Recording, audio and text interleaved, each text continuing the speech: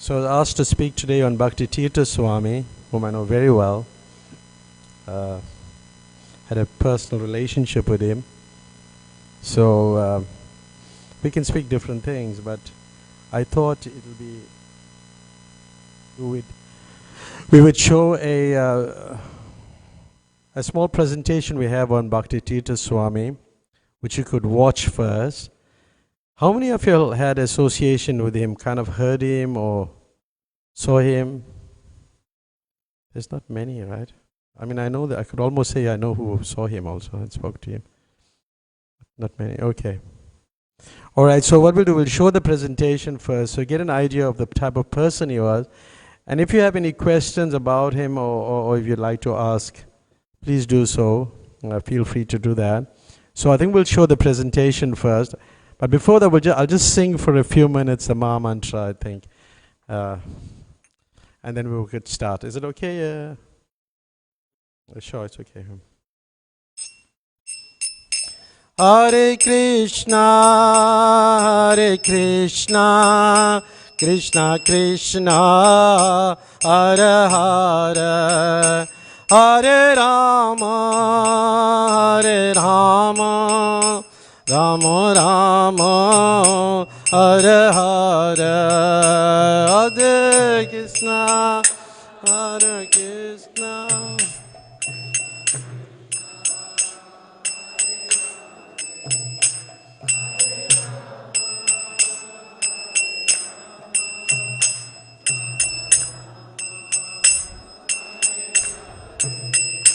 Hare Krishna,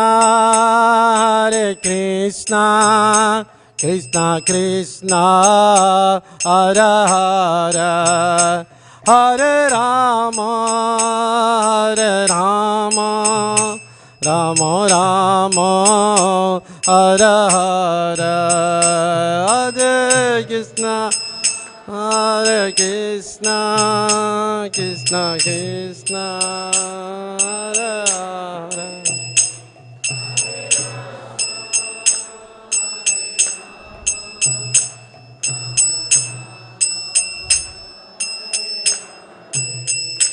Hare Krishna, Krishna Krishna, Hare Hare, Hare Rama, Rama Rama, Hare Hare, Hare Krishna,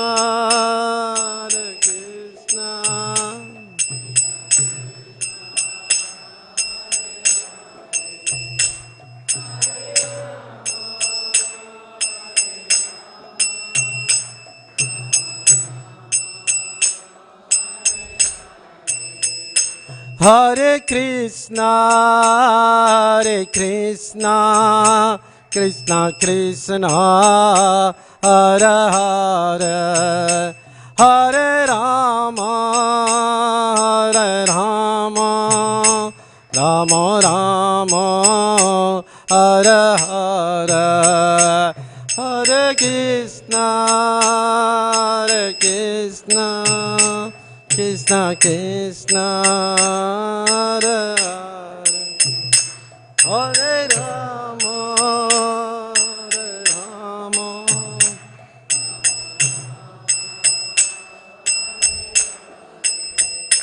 Hare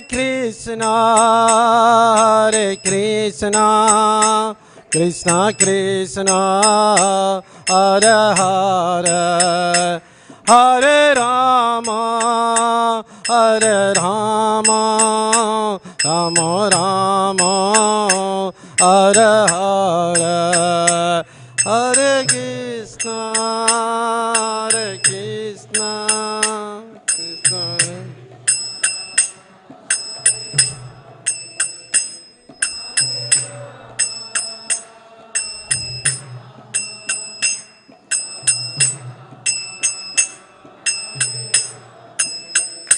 Jaya Prabhupada,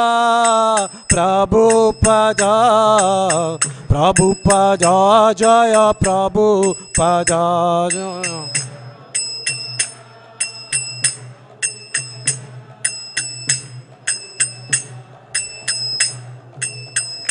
Jaya Prabhupada, Prabhupada, Prabhupada, Jaya Prabhupada, Prabhupada, Prabhupada, Prabhupada, Jaya Prabhupada, Jaya Prabhupada, Prabhupada, Prabhupada, Jaya Prabhupada.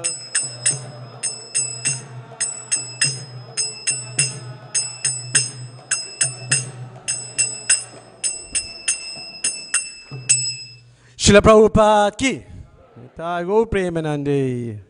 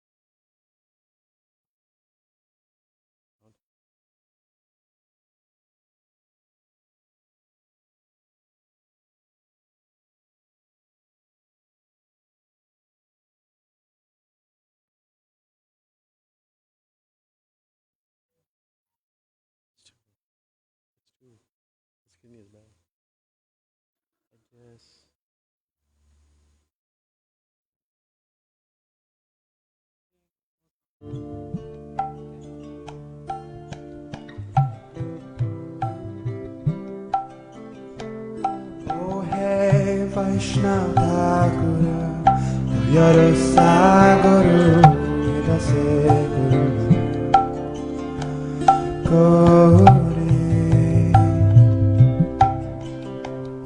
Oh hey Vaishnava Thakura, Doyara Sagara, Edase Karuna Kori.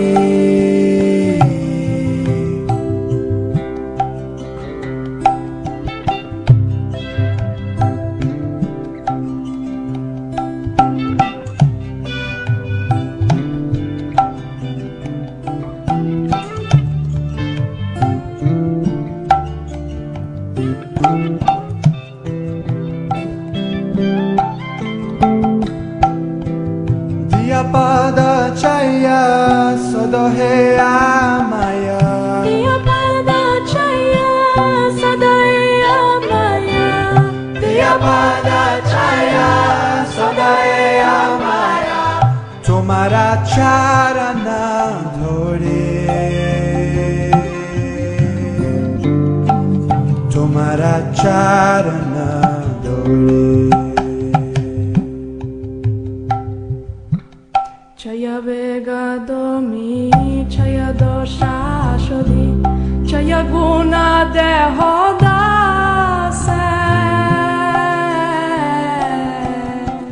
Chaya Vega Domi Chaya Dosha Shodhi Chaya Guna Dehodase Chaya Guna Dehodase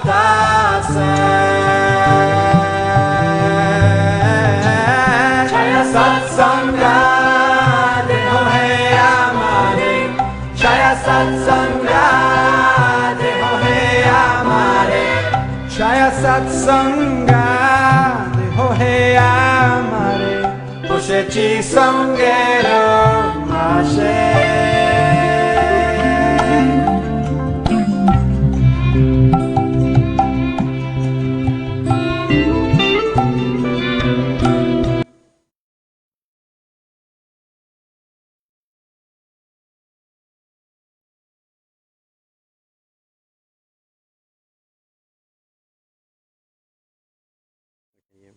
Consciousness is somewhat different in that it gives mankind the oldest spiritual scriptures on the entire planet.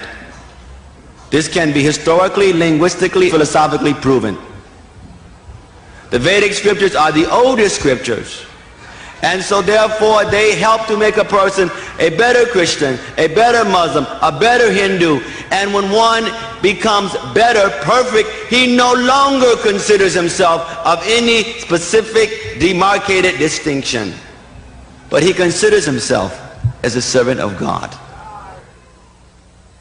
When we look at the great scriptures of the world, we look at the Quran.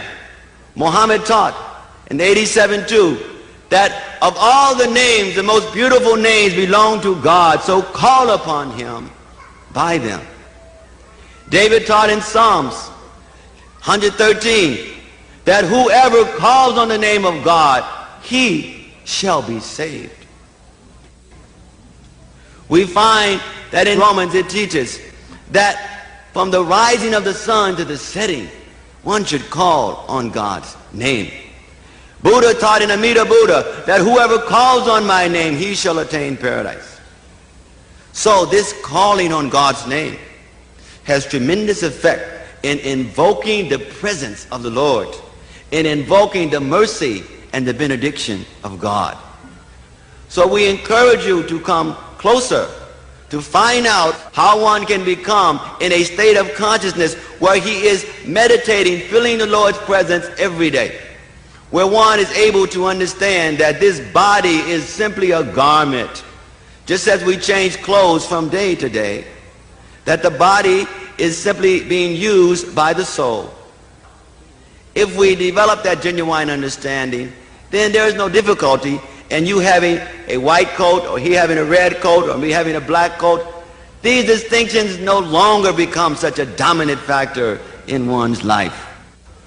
Once in Nairobi, one minister of the government came to visit us. And he said, Swamiji, so what can your society offer? So we were explaining about our Food for Life programs, how we're helping the poor, how we have schools, many projects that are going on all over the world. But I said, but let's be very immediate and specific. Let me take you on a small walk, very small temple. In 5 minutes, I said, so this boy is from Italy, this girl is from Spain, this person is from South Africa, white person, this black person is from South Africa, this person is from America. Says, now you tell me one place in Nairobi, one place in Kenya where you can say you have this kind of variegatedness and people are working together in a loving spirit. And he immediately could understand, due to his knowledge of tribal problems, racial problems, etc. So we are showing what is possible, and we are humbly and submissively willing to offer that, to help to solve some of the seemingly unsolvable problems in this world. Thank you very much.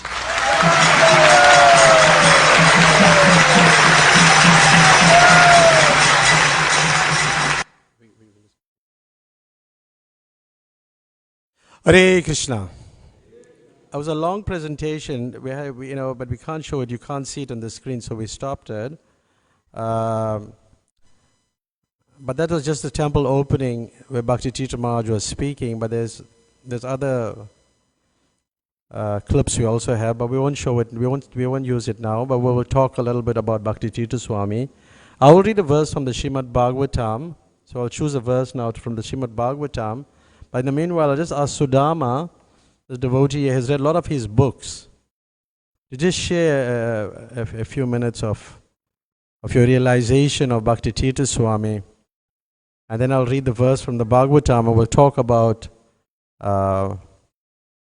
him. Okay. You can use this? Yeah.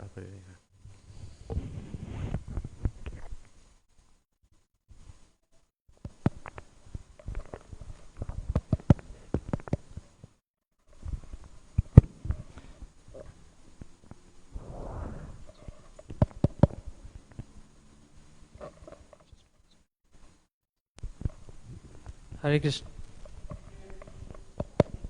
Hare Krishna.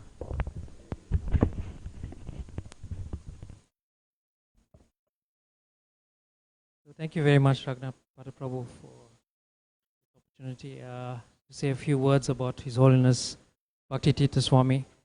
I actually first had the association of Bhakti Tirtha Swami around probably the late 90s, 1990s, maybe 98, 99, around there. And immediately it struck me as such a amazing, powerful personality. You know, he just had this effulgent about him, you know, and both visibly when you saw him and when he would speak, you know, and he would, well, you couldn't see properly, but, you know, when he would walk, he would just, his head was held high, you know, like Prabhupada. And he was a true Prabhupada man. And he came to our Namahata in Newlands many times, and I remember one occasion, it was like in the hall, and we used a temple hall. And, you know, when he came in and, you know, started to lead the kirtan, everybody, the whole, you know, everybody was there, the whole Namhat and other devotees who came along and guests, they were just, you know, absorbed in this ecstasy of the holy name. And he would chant, basically he would run up and down the temple room, getting every single devotee chanting. And he would say that, you know, you would lose yourself in kirtan. And he would be in that situation where he would just lose himself in kirtan as he was chanting. And he would get everybody in that same mood, no matter who you were. If you were a new person or old, whatever, experienced devotee or whatever, everybody would be absorbed in the chanting of the holy name. I remember one occasion where I think it was one of the last Rath Yatras we had at the beachfront, where it was right down at the beachfront. The marquees used to be there. And he led a kirtan, the whole chariot, all the way, 5 hours, more than 5 hours, just chanting the whole procession, you know, and in ecstasy. And you'd find that, you know, he would be drenched in perspiration. Literally, he would be drenched in perspiration. And it was such an amazing sight to see and to behold. Just like, you know, Lord Chaitanya would engulf the devotees, you know, in the ocean of the holy name, you know, mercy. He was like that, you know, such a powerful personality. And we became inspired by his books, you know, and Raghunath Prabhu has a lot of his books here. And for the Rath Yatra in our book tent, we used to distribute Bhakti Tirtha Swami's books. Raghunath Prabhu was instrumental in publishing many of the books locally, and had, like, you know, a personal authorization from Maharaj to actually print his books. And we became, some of our devotees, we became inspired by the books, and we started reading them. And we put up some posters, we designed some posters, and we used the topics in the books to publish these posters in the tent, so that it would attract, you know, we thought it'll attract people to come into our tent, because, you know, at Rath Yatra, it's like people are looking for entertainment, but it's hard to get people to step into the book tent. And Bhakti Tirtha Swami's books played such a pivotal role in that, in bringing people to the book tent. And we distributed so much of Prabhupada's books and Bhakti Tirtha Swami's books and other Maharaj's books in the book tent over the years. I just want to touch on some of the posters just very quickly that we designed. I mean, I couldn't show it to you, but some of the topics, you know, Bhakti Tirtha Swami discusses in his books. It's just amazing, contemporary topics, sometimes maybe controversial, but I just thought he would, you know, bridge the gap, you know, bring people to Krishna consciousness in such an amazing way. He touched on ancestor worship. You know, we had a poster on ancestor worship. We had another poster on chanting Hare Krishna. We had a nice, beautiful picture of him playing his drum that he would normally play. You know, he had a special type of drum that he would play.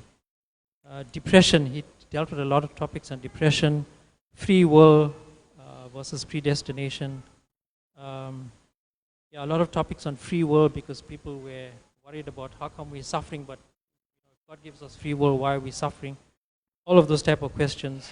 Gratitude, maybe some controversial topics like homosexuality and adultery. We had posters on that, and people were drawn to it. Laughter as an antidote. Imagine that. Laughter therapy. This is something that he used to use to bridge people, to bring them to Krishna consciousness in a gradual way.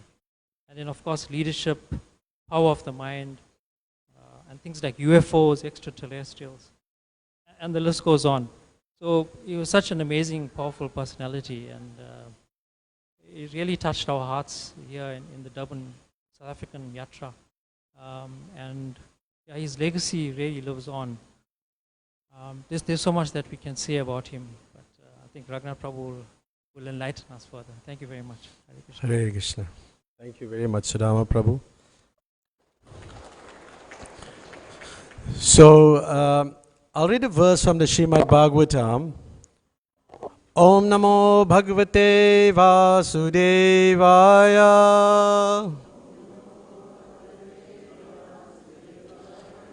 Om Namo Bhagavate Vasudevaya.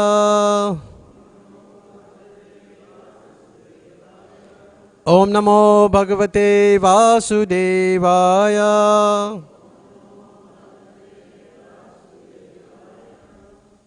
Hare Krishna. So I'm reading from the 4th canto of Srimad Bhagavatam, the 28th chapter, text number 48. O best of the kings, please get up, get up.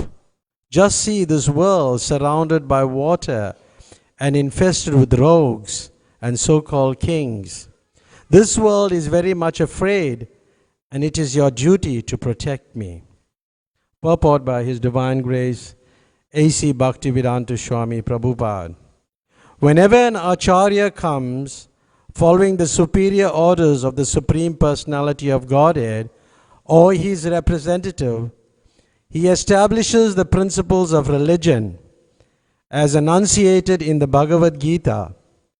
Religion means abiding by the orders of the Supreme Personality of Godhead.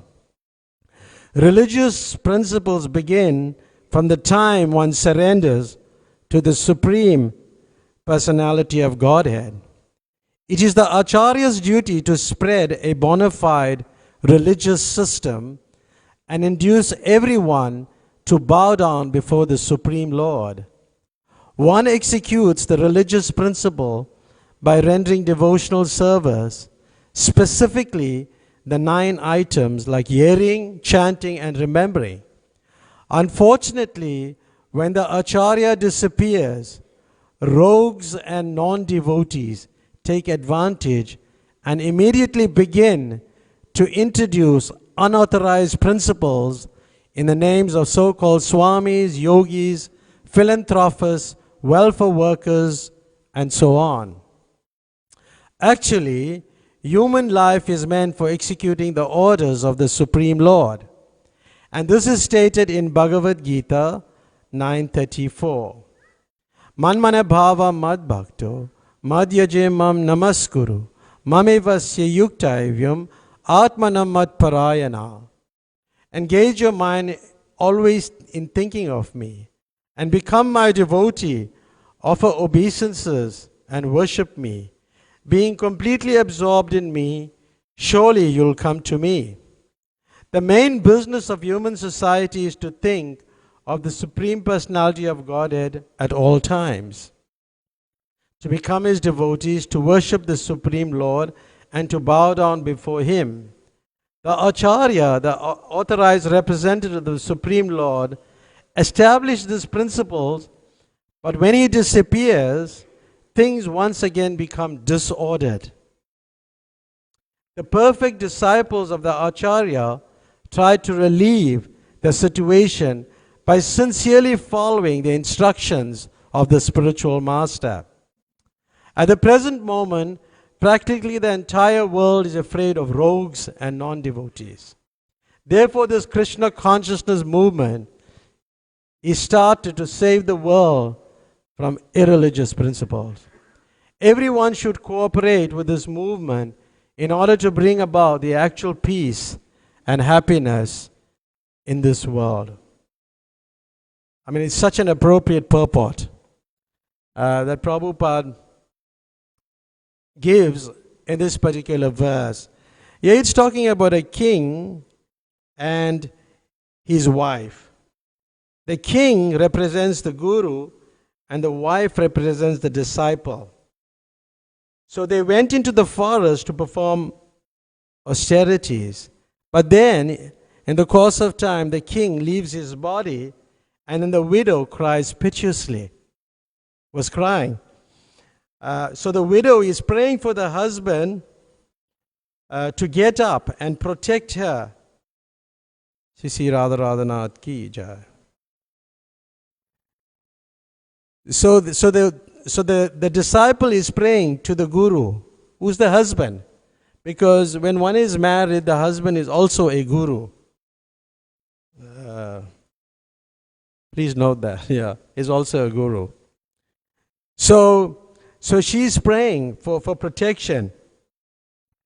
So, in the scriptures we read that the essence of the instructions is to surrender to Krishna, or to surrender to the spiritual master. We find that here that the wife was surrendered, and therefore she is saying him to get up.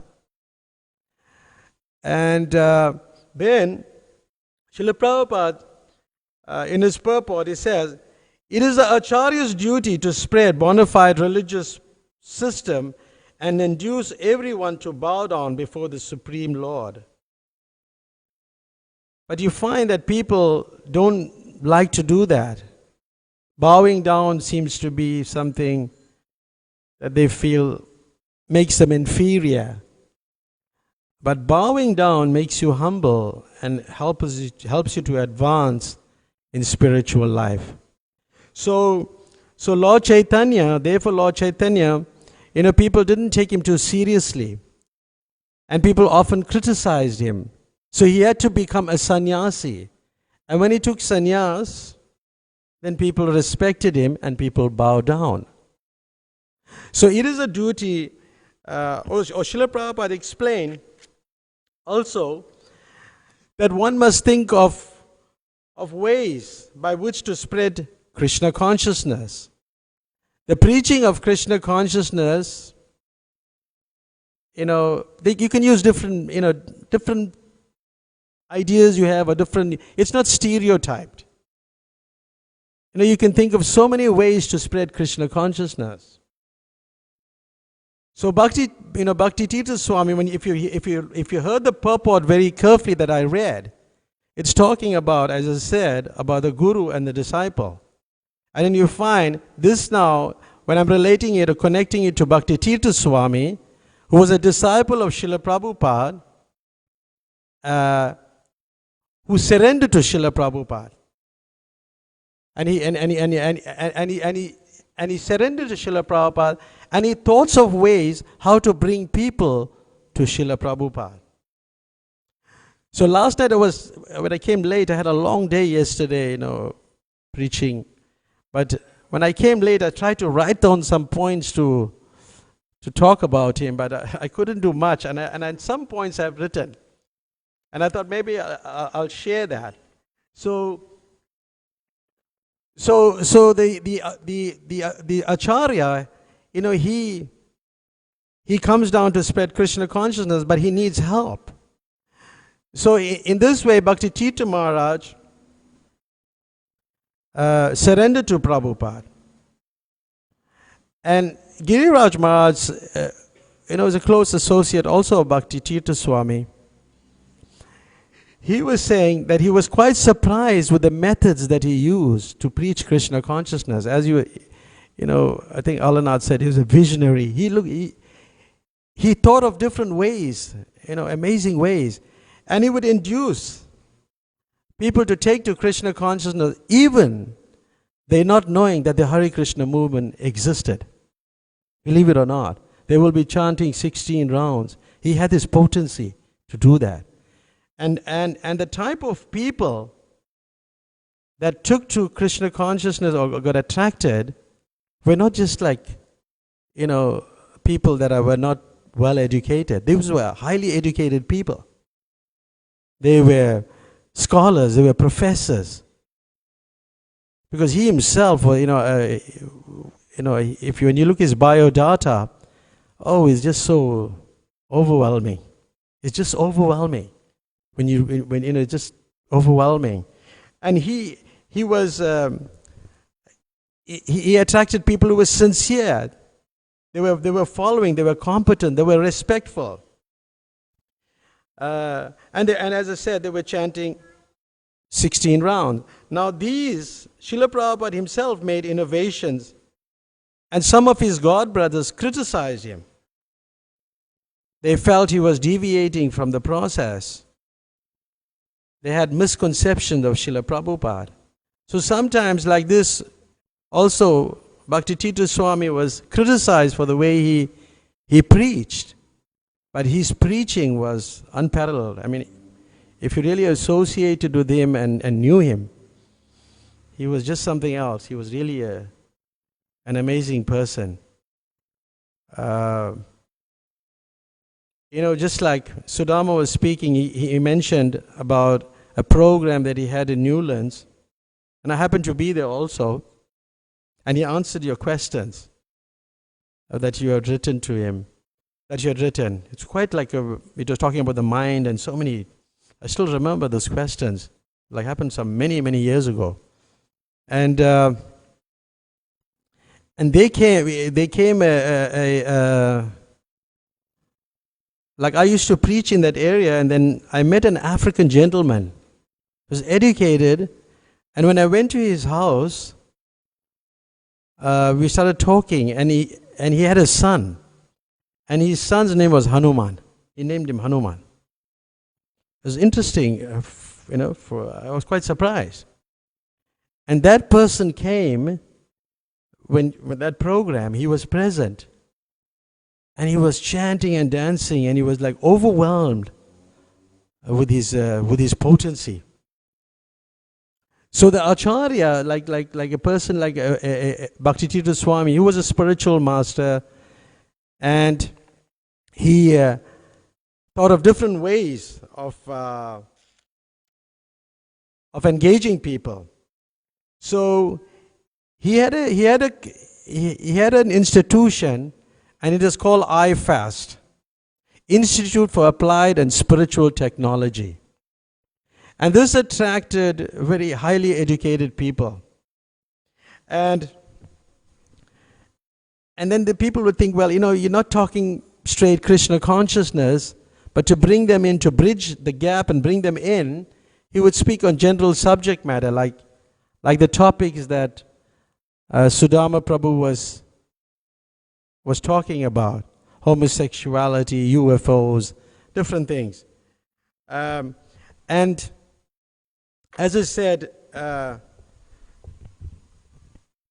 he always used different methods. And he studied psychology. That was his major, and he majored in law also. Psychology and law. And he used all his knowledge, that material knowledge, in Krishna consciousness. So that is interesting, because whatever knowledge you have, you can use it in the spiritual life. Like we had the opening of the temple. The opening of the temple, you heard him speak, and you may have heard it before. But what do you think of the way he speaks? What do you think? In the audience, what would you say? Potent. Very potent. Very powerful presentation. And even Buthelezi was there. He was, anyway, I don't want to get into that discussion, because there's some things that we have to edit. But anyway, he was present, and he was amazed of this person's ability to attract people and speak in such a... Krishna consciousness is not just for Indian people, but it's for everybody. And the way he presents it, and that's how you have to learn to present Krishna consciousness. It's for everybody. Like it's very easy to sell a book to an Indian person. Perhaps, more or less they give you donations in most cases. But try selling your books to other people. That's the challenge. So Krishna consciousness is universal, and he was was an emblem of that Krishna consciousness is universal. It's for everybody.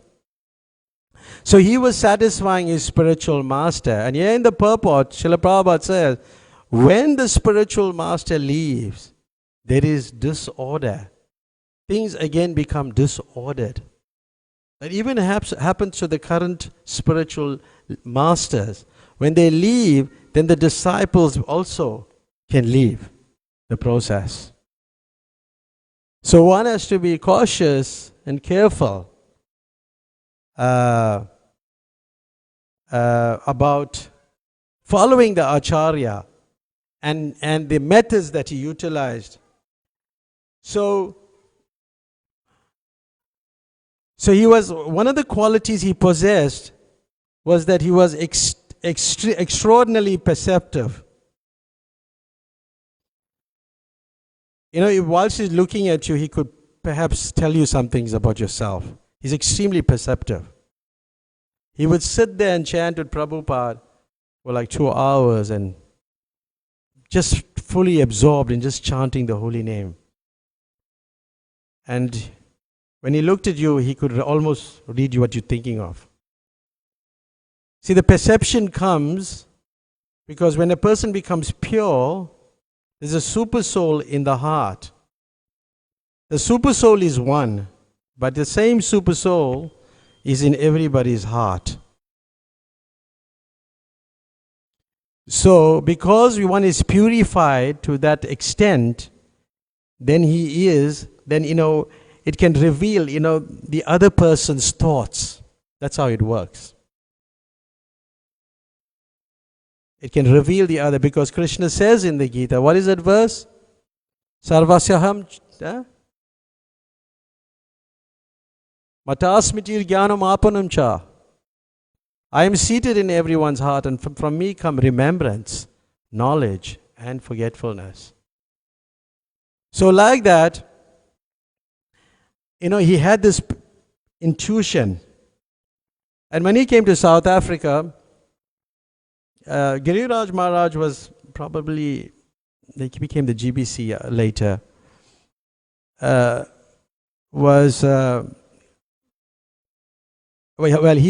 was already a GBC, Bhakti Tirtha Maharaj, and he could perceive that Maharaj was reluctant to even accept disciples or that type of responsibility he didn't want. And he picked it up, and he said, you are the type of person that we really require to be a spiritual master. Because you care for people and you're concerned, you're really concerned of their welfare, and you are not exploitative, or you're just not trying to get service out of them. So he picked that up. And he said, then the Giriraj Maharaj said, well, then what about the responsibility of taking the sin? Then he responded, he said, you're mainly preaching to Indian people, and Indian people are pious.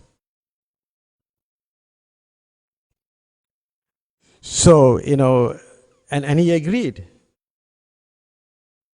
But then there's an interesting thing that I want to read from Maharaj, and I thought that was quite interesting, the way he saw things.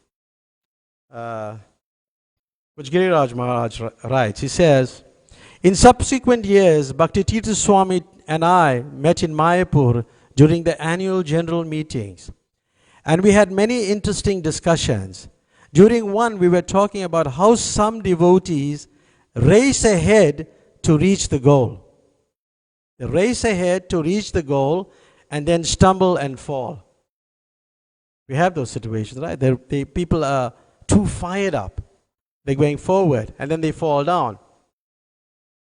Whereas others don't go so quickly but advance more gradually and don't fall down.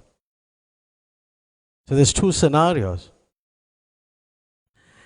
Bhakti Tirtha Maharaj gave the example of climbing a pole. He said, when you climb up a pole, you are going straight up. You are going straight to the top, and you can succeed if you have the strength. But the difficulty is that if you lose your grip, you fall all the way down. Is that not true? So this is very important to note, how to advance spiritually. I thought it was really brilliant. Then he gave a different example of winding staircase that goes around the pole. It is much slower and more going up and not coming back down. It is much slower and more gradual process. But at least with a staircase, you're taking one step at a time. Maybe not big steps. You are going up and not coming back down. Even if you are going very quickly, at least you are making progress. So it is not that one approach is better than another in the absolute sense. One is faster, but you have to have the strength, and there is a great risk.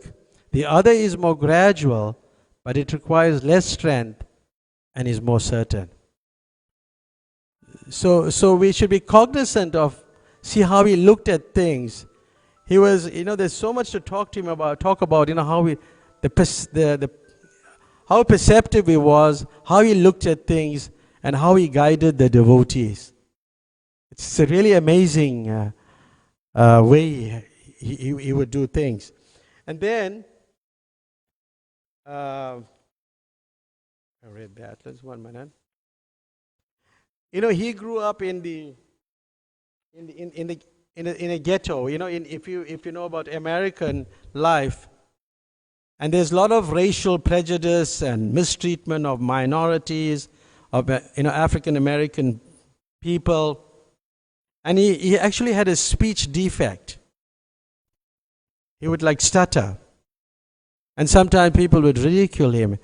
But when he was speaking about God, when he was at a very young age, that was not there. It was not present. So he was, there's so much can be said about his early life, his life in Princeton, and how he was exposed to so much of sense gratification, but could say no. It was just the way he was. So he was practically preparing himself to meet Srila Prabhupada. So also Devamrita Swami, who was also a very advanced devotee, said how he applied the principle of Yukta Vairagya. You understand what Yukta Vairagya is, right? What does it mean? You all Bhakti Shastri students, what does it mean?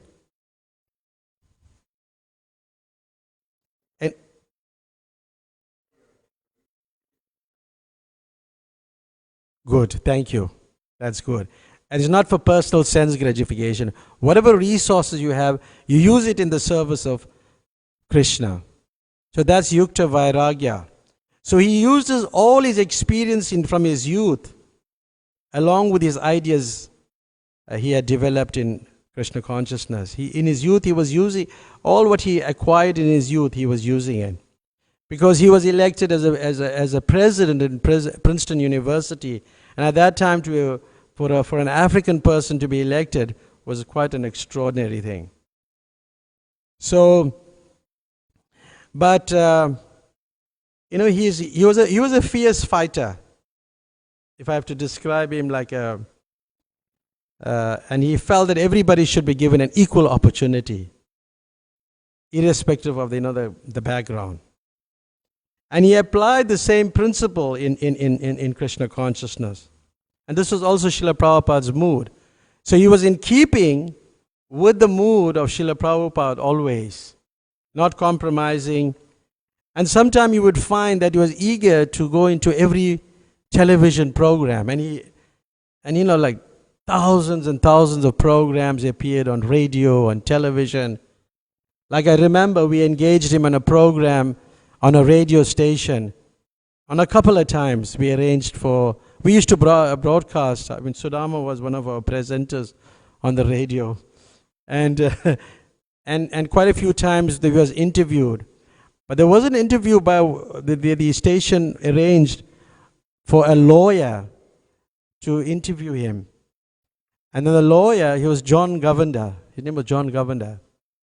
And he also belongs to a department of some philosophical society or something like that. But he stayed awake the whole night and read his book from cover to cover. And when he interviewed him, Bhakti Tirtha Maharaj was quite surprised and shocked that somebody could stay up all night and just read his, and knew it in and out. I just couldn't believe it. I was standing right there near him, while this person is being interviewed, and the exchange, and it was just something that Maharaj was also shocked about. And many questions were raised from that. And then after that, we drove to a program at the DUT campus. That campus, we went there, and Maharaj was impressed, saying he was impressed with that guy. But then we went to DUT campus. He was doing a seminar as transforming lust into love. It was quite an interesting seminar. There was one lady there, who was a colored lady. I think her name now is some Mayapur or something, Mayapur Leela or something. She's in America. But she was there, she just came for the seminar and joined on the spot. He just had that potency, he just like speaking the subject matter so openly about sex and love and all these things. And the person surrendered. So he would go on to these programs, not with the intention to gain publicity like we may want to be like, I don't know, now we take a lot of photographs, but we want to be in that picture, so that you put it out in Facebook. It's not like that. But he was doing this on behalf of Prabhupada, that he wanted to use. It was not based on being egoistic, because he wanted to induce people to take to Krishna consciousness. And fame is one of the opulences, right? Fame. So he could use that fame to bring people closer to Krishna. So this is Bhakti Tirtha Swami, an amazing, amazing person. We'll run out of time if I have to speak about him. There's so many things to say. That's why I tried to write some of the points down, because it was just so many things to say. Book distribution. On book distribution, he was, he belonged to a library party. He would distribute sets of Prabhupada's book to the universities and libraries. And Prabhupada, this was an extraordinary service. And even he was going to Russia and different parts of the world and doing the same thing. So one day I was sitting in a room just below this here, in the bottom here, where Srila Prabhupada is. We have a room there. And I was sitting with him, and he was telling me the challenges that he went through in distributing these books. He would sleep anywhere. He would, eat cabbage in Russia. Boiled cabbage. And he survived with that type of meals. And he was preaching and giving these people the books. It was amazing. It was just such an amazing person. But then he had a team. But within the team, he was very rigid in his practices. This is something that we can learn from. So in 1977 in Mayapur, many of the members were resigning from his party, library party, because it was too intense to be with him. He would get up in the morning, maybe 1, 2 o'clock, chant 16 rounds, read Srila Prabhupada's books, be ready for everything, do everything before time. Then take prasad and be ready about 8 o'clock to leave for the universities. And have everything packed and yeah. not wasting a single moment. So this is a quality of a person. If somebody doesn't waste time, you know what it means? He's more or less on the level just before pure love of God. That's what it means. He's just there, like the sun is rising, the horizon, and next moment the sun will be risen. He was on that level. Not wasting any time. But then, the members could not handle his intensity. Then he was very hurt, and he thought about it. He deliberated and thought about his whole mood in devotional service. So then he realized, and this is something that we should also realize, becoming the largest number of book, you just becoming the biggest book distributor and getting the greatest encouragement from the guru is not good enough. It's not everything. That's not what it is. Because sometimes we too much worrying about scores and things like that. Because he realized, and he had this realization, that as Srila Prabhupada himself said, it is not enough to be the servant of the spiritual master. One has to be the servant of other servants of the spiritual master. And from then on, serving the devotees, caring for the devotees, they became his prominent concerns. And that concern was very much manifest in the final year. So you can see, like we'll talk about his disappearance a little.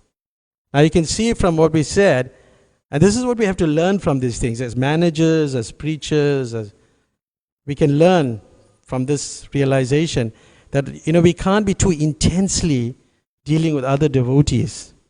We may have that eligibility, we may be able to follow certain principle, others may not.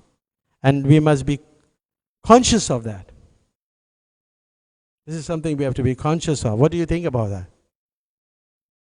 So it's not all about becoming the servant of the servant of the servant of the servant of the servant. Then devotional service becomes sweeter and sweeter and sweeter and sweeter. That's how it works. So these then in his last Vyasa Puja, he prayed to Srila Prabhupada, whatever is necessary to him, to his body or mind, to purify him, and at the same time better enable him to better help the devotees and serve Srila Prabhupada's mission. That was his real desire. So in the Chaitanya Charitamrita, he was exhibiting this in the mood of Vasudev Datta. He was saying, please let all those sinful reactions of all living entities in the entire universe come upon me so that they can be liberated. So he was thinking of somebody else. This is what a devotee is meant to do. Got it? He should be concerned of other people's welfare. So then, he saw that people were suffering within the movement, outside the movement, couples were being divorced, youth, abuse. So many people were angry, resentful within the organization also. And he was concerned.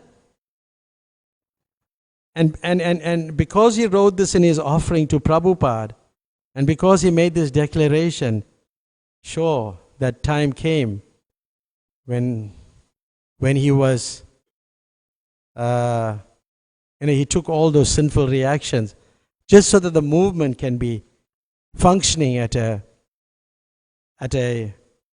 better level. The interesting thing was that, we hear of many Gurukul students, there was some abuse. And during this time when he got ill, he developed cancer, melanoma, that was it. And when he got that cancer,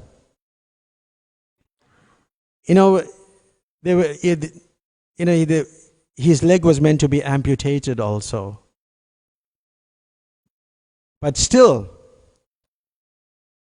and that amputation took place. And I remember calling him up in America, and he was very busy, and lots of people were phoning, and anyway, he said, he took my call. And I said to him, Maharaj, will really miss you. And he said, yes, But he said, I'll come and dance with you one more time. Just one more time, we will dance together. But his leg was amputated. And he said, no, they're trying to arrange that. What is prosthesis or something? Yeah. Some feet for him, artificial feet, and then we would dance one more time. I was like quite shocked that, a person in this stage and was still ready to dance and chant the holy name. So he said a very interesting thing, because my wife had passed away a long time ago, and he remembered it, and he brought it up. He brought the subject matter, and he said, because I was asking, why what's the situation going to be? He said, just like you lost your wife in very young age, and you just carried on doing what you had to do, and you moved on doing things for Krishna. He said, me, I will go to another destination and I'll do the same things. So, he was still thinking of doing service for Krishna.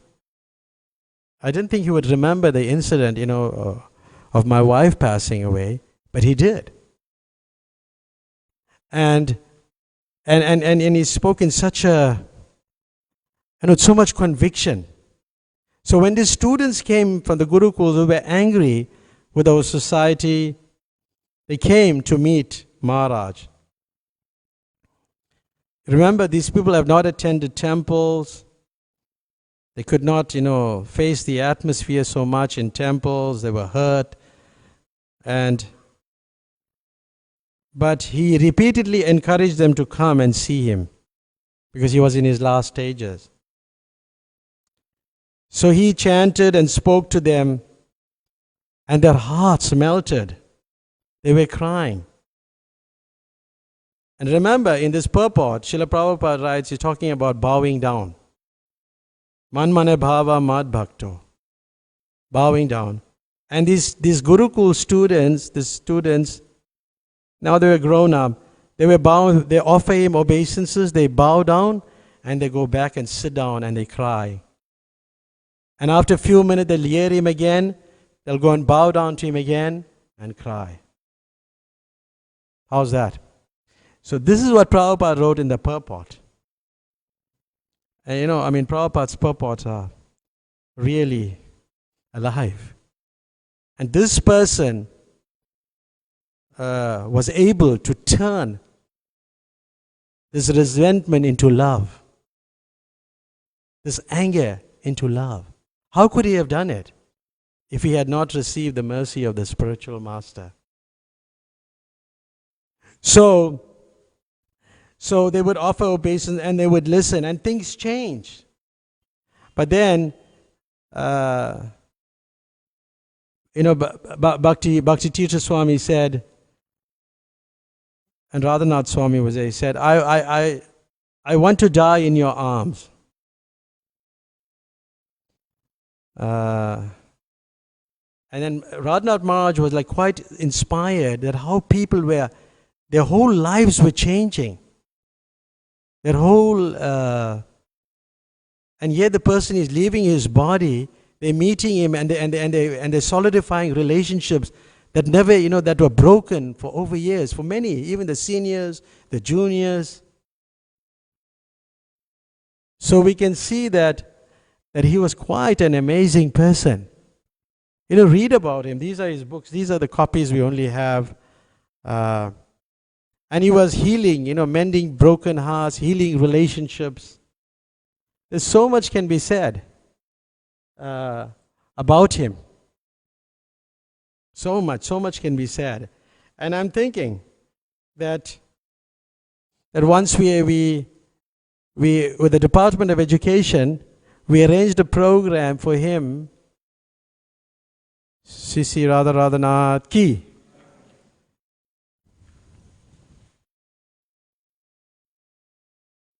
So we arranged a program with him for with the Department of Education, and the program was called Leadership from a Metaphysical Perspective.